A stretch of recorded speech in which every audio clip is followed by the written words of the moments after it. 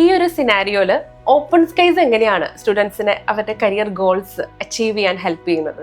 നമ്മളെപ്പോഴും കാൻഡിഡേറ്റ്സിനോട് അല്ലെങ്കിൽ അവരുടെ പാരൻസിനോട് സംസാരിക്കുന്ന അവരെ പെർട്ടിക്കുലർ ഒരു കൺട്രിയിലേക്ക് പുഷ് അല്ലെങ്കിൽ കോഴ്സ് എടുക്കാൻ നമ്മൾ പറയാറില്ല.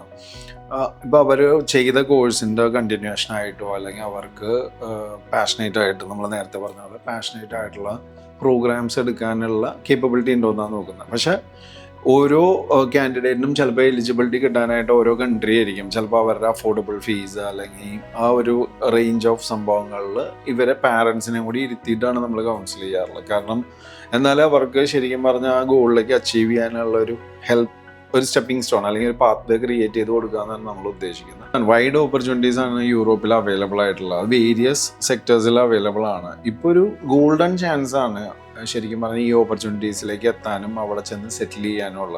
അപ്പോൾ ഒരു എൻഡ് ടു എൻഡ് പ്രോസസ്സ് അറിയാനും എന്തെങ്കിലും ഡീറ്റെയിൽസിൽ ഡൗട്ട്സ് ഉണ്ടെങ്കിലും പാരൻസിനോ അല്ലെങ്കിൽ സ്റ്റുഡൻസിനോ നമ്മളെ കോൺടാക്ട് ചെയ്യാവുന്നതാണ്.